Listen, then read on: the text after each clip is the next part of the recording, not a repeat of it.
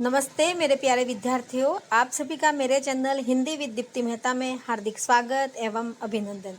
जैसा कि हम सीबीएसई कक्षा 12th की पाठ्य पुस्तक आरोह जिसके पद्य खंड और गद्य खंड का अध्ययन कर रहे थे, जिसके अंतर्गत हम 12 पाठों का अध्ययन कर चुके हैं। आज 13वें पाठ की ओर आगे बढ़ रहे हैं, जो है धर्मवीर भारती। पाठ नंबर 13 ये है धर्मवीर भारती और इनका पाठ है काले मेघा पानी दे, जिसका हम अध्ययन करने जा रहे हैं। तो आप ध्यानपूर्वक सुनिएगा। सबसे पहले इनका जीवन परिचय देखते हैं हम। आपका जन्म सन 1926 इलाहाबाद उत्तर प्रदेश में हुआ था। मतलब इलाहाबाद उत्तर प्रदेश जो वाराणसी है, वहाँ पर आपका जन्म हुआ था 1926 में। आपकी रचनाएं हैं कनुप्रिया, 7 गीत वर्ष, ठंडा लोहा, ये कविता संग्रह है इनके। कनुप्रिया, 7 गीत वर्ष और ठंडा। बंद गली का आखिरी मकान आपका कहानी संग्रह है। सूरज का 7वां घोड़ा, गुनाह का देवता आपके उपन्यास है। बहुत अच्छे इनकी रचनाएं हैं, कभी पढ़ने का मौका मिले तो। अंधा युग गीतिनाट्य है इनका। पश्यंती, कहानी अकहानी, मानव मूल्य और साहित्य, ठेले पर हिमालय आपके निबंध संग्रह है। ठेले पर हिमालय बहुत अच्छा पाठ है। जो निबंध है वो आगे 12th कक्षा में जो हिंदी साहित्य से बच्चे पढ़ते हैं उनके सिलेबस में है भी सही। आपको प्रमुख सम्मान निम्न प्रकार से मिले हैं। प्रमुख सम्मानों में पद्मश्री सम्मान आपको प्राप्त हुआ है, व्यास सम्मान आपको प्राप्त हुआ है एवं साहित्य के कई अन्य राष्ट्रीय पुरस्कार आपको प्राप्त हुए हैं। आपका निधन सन 1997 में हुआ था। आगे बच्चों हम जानते हैं कि गुनाहों का देवता उपन्यास से लोकप्रिय, गुनाहों का देवता जो इनका उपन्यास था बहुत ही ज़्यादा लोकप्रिय हुआ था। वहाँ से धर्मवीर भारती का आज़ादी के बाद के साहित्यकारों में विशिष्ट स्थान है। उनकी कविताएं, कहानियाँ, उपन्यास, निबंध, गीतिनाट्य और रिपोर्टाज हिंदी साहित्य की उपलब्धियाँ हैं। भारती जी के लेखन की एक खासियत यह भी है कि हर उम्र, हर वर्ग के पाठकों के बीच उनकी अलग अलग रचनाएं लोकप्रिय हैं। वे मूल रूप से व्यक्ति स्वतंत्र, मानवीय संकट एवं रोमानी चेतना के रचनाकार हैं। तमाम सामाजिकता एवं उत्तरदायित्व के बावजूद उनकी रचनाओं में व्यक्ति की स्वतंत्रता ही सर्वोपरि है। रूमानियत उनकी रचनाओं में संगीत में लय की तरह मौजूद है। उनका सर्वाधिक लोकप्रिय उपन्यास गुनाहों का देवता एक सरस और भाव प्रवण प्रेम कथा है। गुनाहों का देवता उपन्यास एक प्रेम कथा के रूप में है। दूसरे लोकप्रिय उपन्यास सूरज का 7वां घोड़ा, यह इसके ऊपर हिंदी फिल्म भी बन चुकी है। इस उपन्यास में प्रेम को केंद्र में रखकर निम्न मध्यम वर्ग की हताशा, आर्थिक संघर्ष, नैतिक विचलन और अनाचार को चित्रित किया गया है। स्वतंत्रता के बाद गिरते हुए जीवन मूल्य, अनास्था, मोहभंग, विश्व युद्धों से उपजा हुआ डर और अमानवीयता की अभिव्यक्ति अंधा युग में हुई है। अंधा युग गीति साहित्य के श्रेष्ठ गीति नाट्यों में है। मानव मूल्य और साहित्य पुस्तक समाज सापेक्षिता को साहित्य के अनिवार्य मूल्य के रूप में विवेचित करती है। इन विधाओं के अलावा भारती जी के ने निबंध और रिपोर्टाज भी लिखे हैं। उनके गद्य लेखन में सहजता और आत्मीयता है। बड़ी से बड़ी बात वो बातचीत की शैली में कहते हैं और सीधे पाठकों के मन को छू लेते हैं। एक लंबे समय तक हिंदी की साहित्यिक पत्रिका धर्मयुग, इनका प्रकाशन फिलहाल बंद हो चुका है, के संपादक रहे और हिंदी पत्रकारिता को सजा सवार कर गंभीर पत्रकारिता का एक मानक इन्होंने बनाया है। अब हमारे जो संस्मरण है काले मेघा पानी दे, आपका एक क्वेश्चन, वस्तुनिष्ठ क्वेश्चन यहीं से बनता है कि काले मेघा पानी दे किस विधा की रचना है। तो आप ध्यान रखिएगा, संस्मरण है ये एक काले मेघा पानी दे। काले मेघा पानी दे किनकी रचना है? दूसरा प्रश्न बनता है धर्मवीर भारती की। में लोक प्रचलित विश्वास और विज्ञान का द्वंद्व का सुंदर चित्रण है।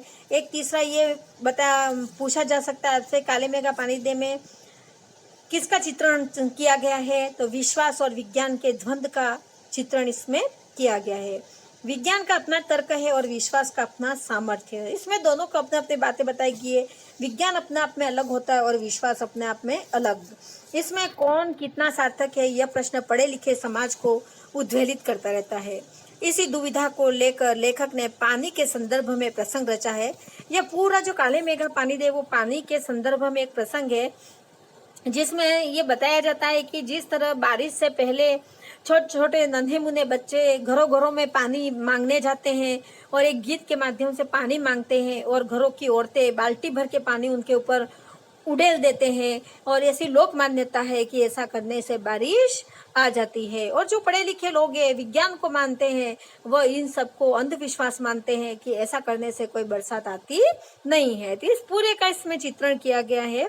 इसी दुविधा को लेकर लेखक ने पानी के संदर्भ में प्रसंग रचा है। आषाढ़ का पहला पखवाड़ा, कौन से महीने का? आषाढ़ का।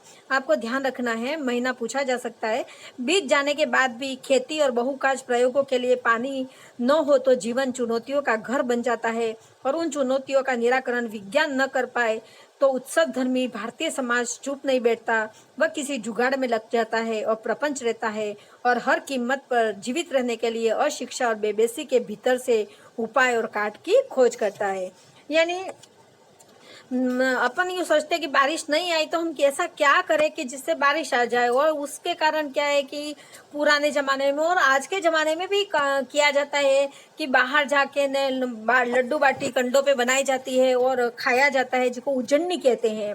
तो उस उज्जन्नी भी अपन करते हैं कि इसके माध्यम से बारिश आ जाती है। ऐसा कहा जाता है कि बाहर इस तरह से जंगल में जाके खाना बना के खाने से शाम होते ही बारिश आ जाती है, और बहुत सी बार ऐसा होता भी है कि ऐसा करने से बारिश आ जाती है। पर जो पढ़े लिखे लोग होते हैं वो इसको अंधविश्वास मानते हैं। उसी प्रकार छोटे छोटे बच्चे हैं जो पानी मांगने जाते हैं और उनके ऊपर पानी उड़ेल दिया जाता है तो बारिश आ जाती है। ऐसी लोक मान्यता बनी हुई है। लेखक ने अपने किशोर जीवन के संस्मरण में दिखलाया है कि अनावृष्टि दूर करने के लिए, अनावृष्टि मतलब बारिश नहीं होती है तो अनावृष्टि हो जाती है, दूर करने के लिए गांव के बच्चों की इंदर सेना है। वो जो बच्चे पानी मांगने जाते हैं उनका क्या कहते हैं? इंदर सेना कहते हैं। तो इंदर सेना द्वार द्वार पर पानी मांगने चलती है, और लेखक का तर्कशील किशोर मन भीषण सूखे में उसे पानी की निर्मम बर्बादी के रूप में देखता है। यहाँ लेखक कहता है कि इस तरह एक तो बरसात नहीं होती है, पानी की वैसे ही कमी होती है, और बच्चों पर बाल्टी भर के पानी उड़ेल देना एक तरह की पानी की क्या है? बर्बादी है। लेखक का ऐसा मानना है।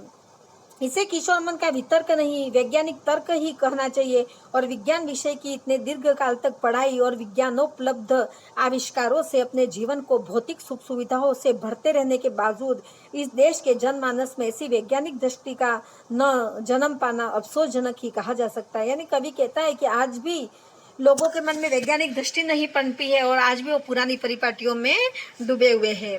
पर जनता के सामूहिक चित्त में बैठे विश्वासों का क्या करें, जिनसे संचालित होने वाले कुछ लौकिक कर्मकांड सांस्कृतिक घटना के रूप में हमें लगते हैं। यदि वे विश्वास प्रत्यक्ष, जानलेवा या नस्ल, जाति, मजहब और लिंग के आधार पर किसी समुदाय के लिए अपमानजनक हो, तब तो उन्हें अंधविश्वास कहकर उनका शीघ्र निराकरण ही एकमात्र कर्तव्य है। पर यदि कुछ विश्वास विज्ञान सम्मत न होकर भी उक्त तरह से हानिकारक न हो तो उसके साथ भी उसी प्रकार का बर्ताव करना उचित है। ऐसा करने से क्या हमारे सांस्कृतिक मन के खाली खाली हो जाने का खतरा नहीं है? यहाँ कवि विभिन्न प्रकार के प्रश्न पूछता है। विश्वास की भी तो एक रचनात्मक भूमिका हो सकती है। आपातकाल में निराशा दूर करने या अधीरता को थामने अथवा विभक्त जन चेतना को जोड़ने के अर्थ में अब सवाल रह जाता है, बारिश के लिए किए जाने वाले उक्त भोले प्रयत्न किस कोटि के अंतर्गत है? कवि अब कहना चाहता है कि बारिश के लिए जो ये भोले प्रयत्न किए जाते हैं वो उसको किस कोटि के अंतर्गत में रखूं, ये मुझे ही समझ में नहीं आ रहा है। और लेखक ने कोई निर्णय नहीं दिया, पर एक बात स्पष्ट होती है कि जीजी की संतुष्टि और अपने प्रति उनका सद्भाव बचाए रखने के लिए उन तमाम रीति रिवाजों को ऊपरी तौर पर ही सही अपनाने को बचपन में बाध्य बना रहता था। और इससे क्या संकेत लिया जा सकता है? विज्ञान सत्य बड़ा है या सहज प्रेम का रस, या दोनों? अब कवि की यहाँ पर प्रश्न है जिसका अपन पूरे पाठ के अंतर्गत पढ़ेंगे। तो हमारा आज का संस्मरण है काले मेघा पानी दे, मतलब मेघ से बालक है जो इंदर सेना है वह पानी मांगती है। तो आइए चलो अपन पाठ की शुरुआत करते हैं। उन लोगों के दो नाम थे, इंदर सेना या मेढक मंडली। नाम से यानी जो पानी मांगने जाते हैं उन बच्चों के दो नाम थे, या तो इंद्रसेना कहा जाता था या मेढक मंडली। मेढक मंडली क्यों कहा जाता है? क्योंकि जब बारिश आने की होती है तो मेढकों का एक समूह टर टर की आवाज करता है और इकट्ठा हो जाता है, इसलिए इनको मेढक मंडली भी कहा जाता है। बिल्कुल एक दूसरे के विपरीत। जो लोग उनके नग्न स्वरूप शरीर, उनकी उछल कूद, उनके शोर शराबे और उनके कारण गली में होने वाले कीचड़ कादों से चिढ़ते थे, कादो मतलब कीचड़, चिढ़ते थे, उन्हें कहते थे मेढक मंडली। उनकी अगवानी गलियों में होती थी। वे होते थे 10-12 बरस से 16-18 बरस के लड़के। मेढक मंडली में कौन होता था? 10-12 वर्ष से 16 से 18 वर्ष के लड़के, सावला सावला नंगा बदन, सिर पे एक जंगिया या कभी कभी सिर पे एक लंगोटी वह पहनते थे। एक जगह इकट्ठे होते थे, पहला जयकारा लगता था, बोल गंगा मैया की जय। सबसे पहला जयकारा कौन सा लगाते थे? बोल गंगा मैया की जय। जयकारा सुनते ही लोग सावधान हो जाते। स्त्रियां और लड़कियां छज्जे बारजे में झांकने लगती थी। जैसे ही बच्चे बोलते थे कि मेढक मंडली बोलती थी बोल गंगा मैया की जय, वैसे स्त्रियां और लड़कियां छज्जे और बारजे में झांकने लगती। और यह विचित्र नंग धड़ंग टोली, यानी आधी तो नंगी रहती थी, लंगोट पहने रहती थी, और नंग धड़ंग टोली उछलती कुलती समवेत पुकार लगाती थी। काले मेघा पानी दे, गगरी फूटी बेल पियासा पानी दे, गुड़धानी दे, काले मेघा पानी दे। इस प्रकार पुकारती हुई उछलते कूदते एक दूसरे को धकियाते यानी धक्का देते ये लोग गली में किसी 2 महले मकान के सामने रुक जाते, यानी 2 महल के मकान में वह रुक जाते थे और कहते थे पानी दे मैया इंद्र सेना आई है। और जिन लोगों के में आखिरी जेठ या शुरू आषाढ़ के उन सूखे दिनों में पानी की कमी भी होती थी, जिन घरों में कुएं भी सूखे होते थे, उन घरों से भी सहेज कर रखे हुए पानी में वे बाल्टी या घड़े भर कर इन बच्चों को सर से पैर तक तर कर दिया जाता था। और भीगे बदन मिट्टी में लोट लगाते, पानी फेंकने से पैदा हुए कीचड़ में लथपथ हो जाते। हाथ पाँव बदन मुंह पेट सब गंदा कीचड़ मल कर फिर हाक लगाते बोल गंगा मैया की जय। और फिर मंडली बांध कर उछलते कूदते अगले घर की ओर चल पड़ते, बादलों को टेरते काले मेघा पानी दे, और कहते जाते थे ये है काले मेघा पानी दे दो।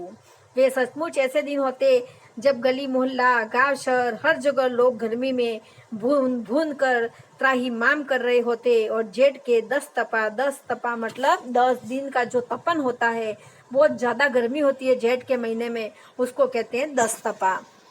बीत कर आषाढ़ का पहला पखवाड़ा, पखवाड़ा मतलब सप्ताह भी बीत चुका होता, पर क्षितिज पर कहीं बादल की रेख भी नहीं दिखती होती। क्षितिज जहाँ धरती और आसमान का मिलन होता है उसको क्षितिज कहते हैं।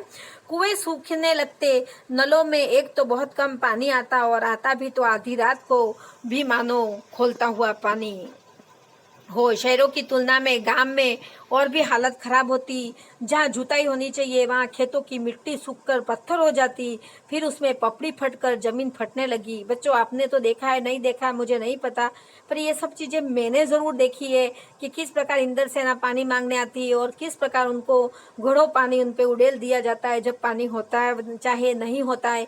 मैंने ये भी देखा है पानी के लिए उज्जैन करते हुए कि किस प्रकार पानी के लिए जंगल में जाके खाना बना के खाते हैं पूरे गांव वाले लोग मिलकर, और शाम होते ही बारिश आती है और कैसे धरती बिना पानी के पूरी सूख जाती है, खेत के खेत सूख जाते हैं और मिट्टी सूखकर पत्थर हो जाती है और जमीन फट जाती है और उसके ऊपर पपड़ी जम जाती है। सारी चीज़ें मैंने देखी है गर्मियों के दिनों में जब बारिश नहीं आती है तब।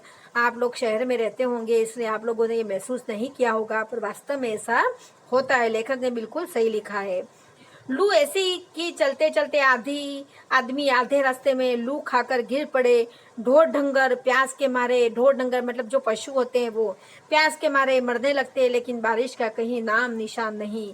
ऐसे में पूजा पाठ कथा विधान सब करके लोग जब हार जाते, पूजा पाठ करवाते, हवन करवाते बारिशों के लिए। हमने भी बहुत हवन करवाए बारिशों के लिए, और हवन करने के बाद फिर सारे गांव वाले मिलकर खाते थे और खाने के बाद फिर शाम होते ही बारिश आती थी।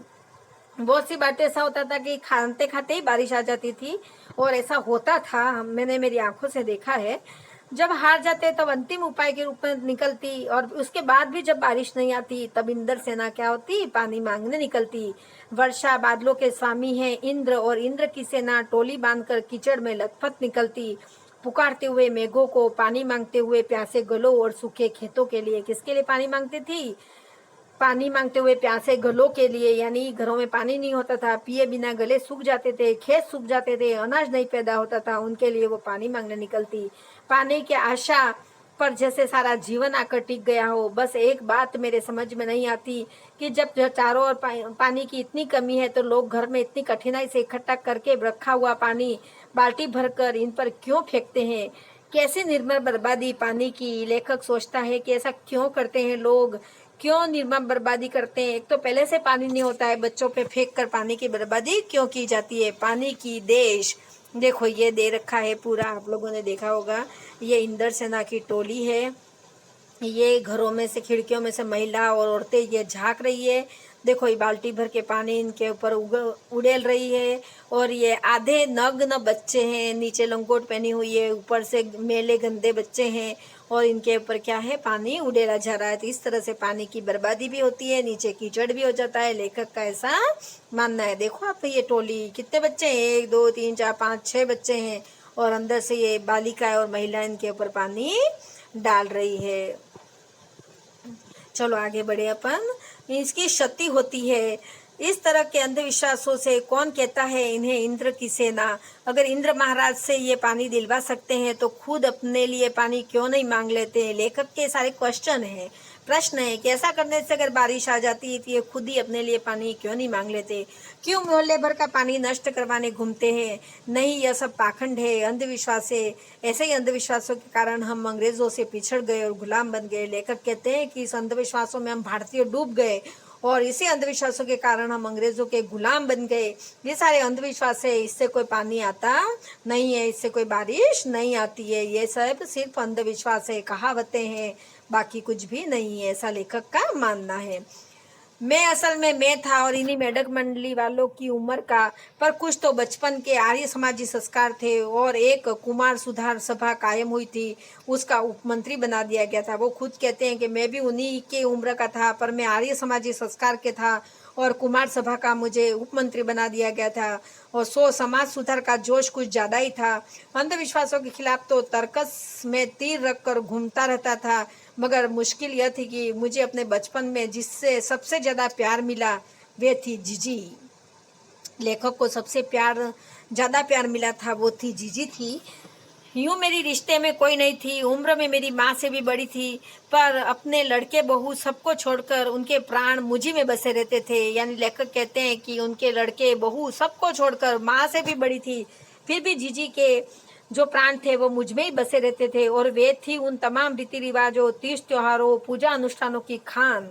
यानी दीदी उन सब चीज़ों को मानती थी, रीति रिवाजों को मानती थी, तीज त्योहारों को मानती थी, पूजा अनुष्ठानों को मानती थी, उन सब को वो मानती थी, जिन्हें कुमार सुधार सभा का यह उपमंत्री अंधविश्वास कहता था, जिसे मैं अंधविश्वास कहता था, उन सबको मेरी जीजी है वो मानती थी, और उन्हें जड़ से उखाड़ फेंकना चाहता था। पर मुश्किल यह थी कि उनका कोई पूजा विधान, कोई त्योहार अनुष्ठान मेरे बिना पूरा नहीं होता था। वो सोचते थे मैं ये सारे अंधविश्वास को उखाड़ कर फेंक दूँ, लेखक कैसे मानते थे, पर वो सोचते थे कि मेरी जो जीजी है वो सारी चीज़ें ये करती है, और उनके कोई भी अनुष्ठान या त्योहार होते हैं वो मेरे बिना पूरे नहीं होते हैं। दीपावली है तो गोबर और कौड़ियों से गोवर्धन, पहले, अब बच्चों बनाते नहीं बनाते मुझे नहीं पता, शहरों में नहीं बनाते, पहले गांवों में क्या है, गोबर से गोवर्धन बनाते थे, उसकी पूजा करते थे। तो गोवर्धन, और उसको गोवर्धन और सतिया बनाने में लगा हूँ, यानी वह एक अंधविश्वास होता था, पर फिर भी वो कह रहे हैं कि दीदी के लिए मैं इसको बना रहा हूँ। स्वास्तिक चिन्ह, सतिया मतलब था स्वास्तिक चिन्ह, हाँ बनाने लगा। जन्माष्टमी है तो रोज 8 दिन की झांकी तक को सजाने और पंजरी बांटने में लगा हूँ। हर छठ, जन्माष्टमी के 2 दिन पहले पूर्व मनाया जाता है, हर छठ का पर्व मनाया जाता है। हर छठ है तो छोटी रंगीन कुल्हाड़ियों से भुजा भर रहा हूँ, किसी से भुना हुआ चना, किसी से भुनी मटर, किसी से भुने हुए अरवा चावल। अरवा चावल वो होते हैं ऐसे चावल जिसे धान को बिना उबाले निकाला गया हो, वो होते हैं अरवा चावल। किसी से भुना गेहूं। जीजी यह सब मेरे हाथों से कराती ताकि उनका पुण्य मुझे मिले, केवल मुझे। ये सारी चीजें है वो जीजी है वो लेखक से करवाया करती थी, क्योंकि सारा पुण्य लेखक को मिल जाए, ऐसा लेखक कह रहे हैं। लेकिन इस बार मैंने साफ इनकार कर दिया, नहीं फेंकना है मुझे बाल्टी भर कर पानी इस गंदी मेढक मंडली पर। जब जीजी बाल्टी भर कर पानी ले गई, उनके बूढ़े पांव डगमगा रहे थे, हाथ कांप रहे थे, तब भी मैं अलग मुंह फुलाए खड़ा रहा। शाम को उन्होंने लड्डू मठरी खाने के दिए तो मैंने उन्हें हाथ से अलग खिसका दिया, मुंह फेर कर बैठ गया। जीजी से बोला भी नहीं। पहले वे भी तमतमाई, लेकिन ज़्यादा देर तक उनसे गुस्सा नहीं रहा गया। पास आकर मेरा सर अपनी गोद में लेकर बोली, देख भैया रूठ मत, मेरी बात सुन, यह सब अंधविश्वास नहीं है। लेखक इन अंधविश्वास से रूठ गया था, पर जीजी उनको मनाती है कि देखो बेटा, यह अंधविश्वास नहीं है, हम इन्हें पानी नहीं देंगे तो इंद्र भगवान हमें पानी कैसे देंगे। जीजी का ये कथन है कि हम इन मेढक मंडली को पानी नहीं देंगे तो इनको पानी कौन देगा, और इंद्र भगवान भी हमें पानी कैसे देंगे। फिर मैं कुछ नहीं बोला। फिर जीजी बोली, तू इसे पानी की बर्बादी समझता है, पर यह बर्बादी नहीं, यह पानी का अर्घ्य चढ़ाना होता है। दीदी का कहना है कि इसमें पानी की बर्बादी नहीं होती है, यह पानी को अर्घ्य चढ़ाना कहा जाता है। इसलिए तुम इसे अंधविश्वास मत मानो। जो चीज मनुष्य पाना चाहता है उसे पहले देगा नहीं तो पाएगा कैसे। जीजी कहती है कि अगर हमको किसी चीज को प्राप्त करना है तो हमें पहले देना होगा, और देने के पश्चात ही हम उसको प्राप्त कर सकते हैं।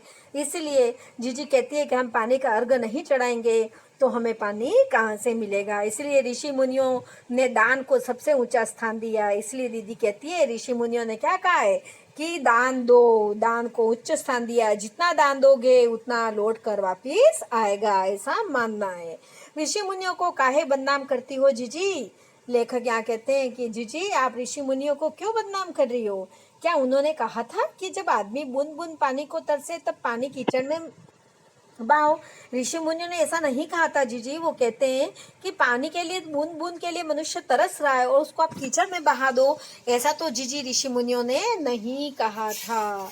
फिर आगे कुछ देर चुप रही जीजी, फिर मठरी मेरे मुंह में डालती हुई बोली, देख बिना त्याग के दान नहीं होता। वो कहते हैं मठरी मुंह में डाल के लेखक के जीजी कहती है कि देख बिना दान के कोई भी, बिना त्याग के कोई भी दान नहीं माना जाता। अगर तेरे पास लाखों करोड़ों रुपए हैं, उसमें से तू 2-4 रुपए किसी को दे दे तो क्या त्याग हुआ। त्याग तो वह होता है कि जो चीज तेरे पास भी कम है, जिसकी तुझको भी जरूरत है, और तो अपनी जरूरत से पीछे रखकर दूसरे के कल्याण के लिए उसे दे दे, वो तो त्याग तो वह होता है। बिल्कुल बहुत अच्छी बात यहाँ लेखक ने कही है कि आपके पास करोड़ों रुपए हैं। ये बहुत अच्छी लाइन है, आपके पास करोड़ों रुपए हैं और आप उस करोड़ों रुपये में से कोई 2-4 हजार रुपये दान में दे देते हो, वो दान नहीं कहलाता। दान वो कहलाता है कि जिस चीज की कमी आपके पास भी है और आपके पास कमी होते हुए भी आप दूसरे की इच्छा को पूरी करते हो, दान देते हो, वो कहलाता है दान। बहुत अच्छी बात यहाँ पे कही गई है। आगे देखिए, अपनी जरूरत पीछे रख के दूसरे के कल्याण के लिए उसे दे दो तो त्याग वह होता है, दान तो वह होता है, उसी का फल मिलता है। जी बहुत अच्छी बात यहाँ पे कह गई है। फल वल कुछ नहीं मिलता, सब ढकोसला है। लेखक क्या कहते हैं, ऐसा फल वल कुछ नहीं मिलता है, ये सब ढकोसले की बातें हैं। मैंने कहा तो, पर कहीं मेरे तर्कों का किला पस्त होने लगा था, मगर मैं भी जिद्दी और अड़ा था। मेरे तर्क जीजी, लेखक कह रहे हैं यहाँ पे कि मेरे तर्क जीजी के आगे सारे फेल हो गए थे, पर मैं भी तो कोई कम नहीं था, बड़ा जिद्दी इंसान था।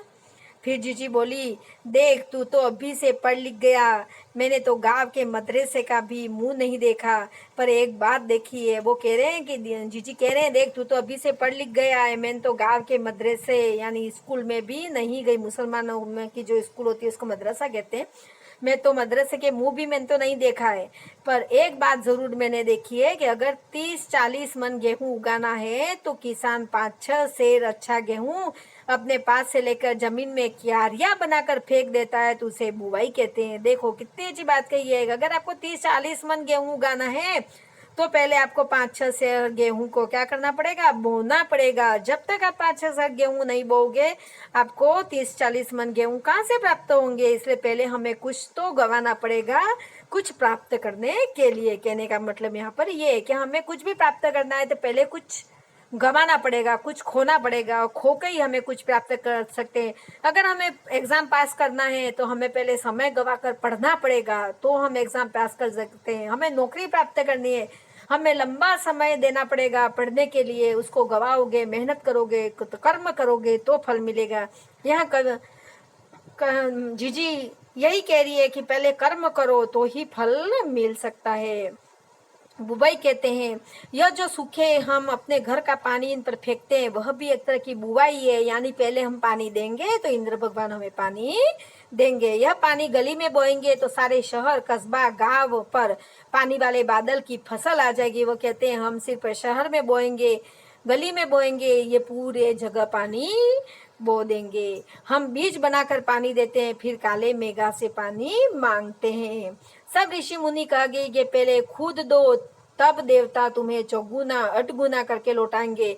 और अपनी कहावत भी है, आप जानते हो कि भगवान को जितना दो उसके डबल करके भगवान आपको वापिस लौटाएगा।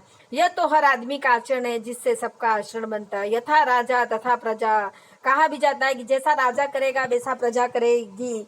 तो सिर्फ वही सच नहीं है, सच यह भी है कि यथा प्रजा तथा राजा। यही तो गांधी जी महाराज कहते हैं। जीजी का एक लड़का राष्ट्रीय आंदोलन में पुलिस की लाठी खा चुका था, तब से जीजी गांधी महाराज की बात अक्सर करने लगी थी। जीजी गांधी महाराज की बात कब करती थी? जब दीदी का एक लड़का राष्ट्रीय आंदोलन जब हुआ था तब पुलिस की लाठी खा चुका था, तब से जीजी है वो गांधी जी की बात अक्सर करा करती थी। इन बातों को आज 50 से ज़्यादा बरस होने को आए, पर जो कि त्यों मन पर दर्ज है, जीजी के मन में इसी तरह से बस गई है। कभी कभी कैसे कैसे संदर्भों में ये बातें मन को कचोट जाती है। हम आज देश के लिए करते क्या हैं? मांगे हर क्षेत्र में बड़ी बड़ी है, पर त्याग का कहीं नाम निशान नहीं है। अपना स्वार्थ आज एकमात्र लक्ष्य रह गया। यहाँ पे जीजी के माध्यम से कवि कह रहे हैं कि आजकल के मनुष्य को सिर्फ स्वार्थ दिखाई देता है। मेरा स्वार्थ, मेरा लक्ष्य, त्याग का नाम और निशान कहीं नहीं बचा है। त्याग के बारे में वो सोचते तक नहीं है। हम चटकारे लेकर इसके या उसके भ्रष्टाचार की बातें करते हैं, पर क्या कभी हमने सोचा है कि अपने स्तर पर, अपने दायरे में हम उसी भ्रष्टाचार के अंग तो नहीं बन रहे? काले मेघा दल के दल उमड़ते हैं, पानी झमाझम बरसता है, पर गगरी फूटी की फूटी रह जाती है, बैल प्यासे के प्यासे रह जाते हैं, बैल प्यासे प्यासे। गगरी फूटी मतलब मटका फूटा फूटा। आखिर कब बदलेगी यह स्थिति? यानी यहाँ पर कवि जीजी के माध्यम से कह रहा है कि काले मेघा पानी बरसा रहे हैं, फिर भी हमारी गगरी फूटी रहती है, बैल प्यासे के प्यासे ही रहते हैं। मतलब भ्रष्टाचार चारों ओर फैल रहा है और यह कब मिटेगा? देखो बच्चों, ये पाठ यहाँ पर समाप्त होता है। अब अपन पाठ समाप्त होने के पश्चात कुछ क्वेश्चन आंसर है उसको देख लेते हैं, प्रश्नोत्तर। तो चलो आइए हम अभ्यास प्रश्न जो है पाठ के साथ, उसको हम साथ में देख ही लेते हैं। सबसे पहला प्रश्न हमारा है, लोगों ने, देखो एक मिनट, हाँ, लोगों ने लड़कों की टोली को मेढक मंडली नाम किस आधार पर दिया? यह टोली अपने आप को इंद्र सेना कहकर क्यों बुलाती है? तो आप जानते हो लेखक ने मेढक मंडली क्यों कहा था? क्योंकि यह नग्न स्वरूप शरीर, उनकी उछल कूद, उनके शोर शराबे के कारण, गली में उड़ने वाले कीचड़, इनका सांवला बदन, ये सारी चीजें देखकर इनको मेढक मंडली कहा था। यह टोली अपने आप को इंद्र सेना कहकर पुकारती थी क्योंकि इंद्र से पानी मांगने के लिए निकलते थे, इसीलिए।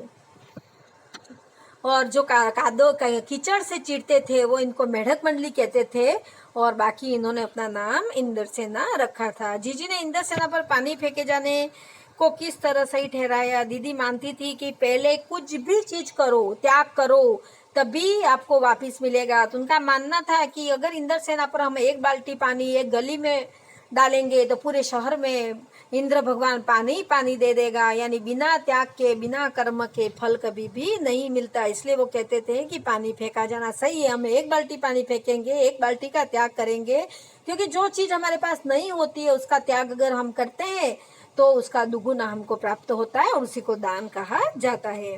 पानी दे गुड़ धानी दे में गो से पानी के साथ साथ गुड़ धानी की मांग की जा रही है। गुड़ और धानी खाने की होती है उसके बारे में बात की जा रही है कि पानी दे, गुड़धानी यानी पानी दे और समृद्धि दे, अनाज इतना दे कि सारे लोग भूखे प्यासे नहीं रहे और पेट भरकर खाए। गगरी फूटी बेल पियासा, इंद्र सेना के इस खेल गीत में बेलों के प्यासा रहने की बात क्यों मुखरित हुई है?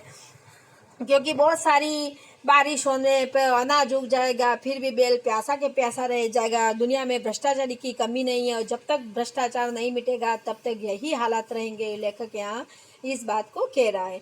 इंद्र सेना सबसे पहले गंगा मैया की जय क्यों बोलती है? क्योंकि गंगा मैया सभी नदियों में श्रेष्ठ, पवित्र और बड़ी है। और नदियों का भारतीय सामाजिक सांस्कृतिक परिवेश में क्या महत्व है? तो बहुत बड़ा उत्तर है इसका कि नदियों का बहुत महत्व है। नदियों को पूजनीय माना गया है। गंगा नदी को विशेष पूजनीय माना गया है। गंगा नदी को सभी नदियों में पवित्र नदी माना गया है और गंगा में स्नान करने से ऐसा माना जाता है कि सभी पाप धुल जाते हैं। इसलिए इंद्र सेना भी सबसे पहले गंगा मैया की जय बोलती है और गंगा मैया की जय बोलने के बाद फिर पानी मांगती है। रिश्तों में हमारी भावना शक्ति का बढ़ जाना, विश्वासों में जंगल में सत्य की राह खुजती, हमारी बुद्धि की शक्ति को कमजोर करती। पाठ में जीजी के प्रति लेखक की भावना के संदर्भ में इस कथन के औचित्य की समीक्षा कीजिए। यहाँ पे लेखक और जीजी की सोच विपरीत है। इसके बारे में बताया गया है कि लेखक नहीं चाहते हुए भी जीजी की भावनाओं की कद्र करता है और जीजी जो जो करवाती है वो उससे करता जाता है, बल्कि वो सोचता है ये सब अंधविश्वास है और इन अंधविश्वास को मैं नहीं मानता और जीजी इन सारे अंधविश्वास को मानती है। तो जीजी के लिए सारे कार्य लेखक है वो करते जाते हैं। तो इस बात को यहाँ पर दिया गया है। आगे के बच्चों क्वेश्चन आप देखते रहिएगा। मैं इस पार्ट को यहीं पे ख़त्म करती हूँ। शब्द आपने देख ही लिए हैं, शब्दार्थ मैंने बीच बीच में बता दिए हैं। चलो एक बार और बता देती हूँ। गुड़धानी गुड़ और चने से बना एक प्रकार का लड्डू होता है जिसको गुड़धानी कहते हैं। गुड़ और चने के थोड़ा सा कूट के उसका लड्डू बना दिया जाता है। टेढ़ते मतलब पुकारते, 10 तपा मतलब तपते 10 दिन, पखवाड़ा मतलब 15 दिन की अवधि, ढोर ढंगर पशु, सतिया स्वास्तिक चिन्ह, अर्घ्य जल चढ़ाना, जब हम जो भी भगवान को जल चढ़ाते हैं उसको अर्घ्य देना कहते हैं। अरवा चावल ऐसा चावल जिसे धान को बिना उबाले निकाला गया हो। हर छठ जन्माष्टमी के 2 दिन पूर्व मनाया जाने वाला पर्व। पूर्वी उत्तर प्रदेश से संबंधित यह पर्व है। भुजा भुना हुआ अन्न और किला प्रस्ता हार जाना। बच्चों ये पाठ यहाँ पर समाप्त होता है। आशा करती हूँ बहुत अच्छा पाठ था, आपको अच्छे से समझ में आया होगा। काले मेघा पानी दे और इसके क्वेश्चन आंसर भी मैंने शॉर्ट में आपको बता दिए हैं। अगर आप चाहते हो वस्तुनिष्ठ प्रश्न तो मुझे कमेंट्स में लिखिएगा, तो मैं आपके इसके वस्तुनिष्ठ प्रश्न भी हल करवा दूंगी। हालांकि मैंने पाठ पढ़ाते पढ़ाते बीच में बता भी दिए हैं। आपको मेरा पाठ अच्छे से समझ में आया हो, मेरा पढ़ाना अच्छा लगा हो तो मेरे वीडियो को ज़्यादा से ज़्यादा लाइक करें, शेयर करें, मेरे चैनल को सब्सक्राइब करें। जय हिंद, जय भारत।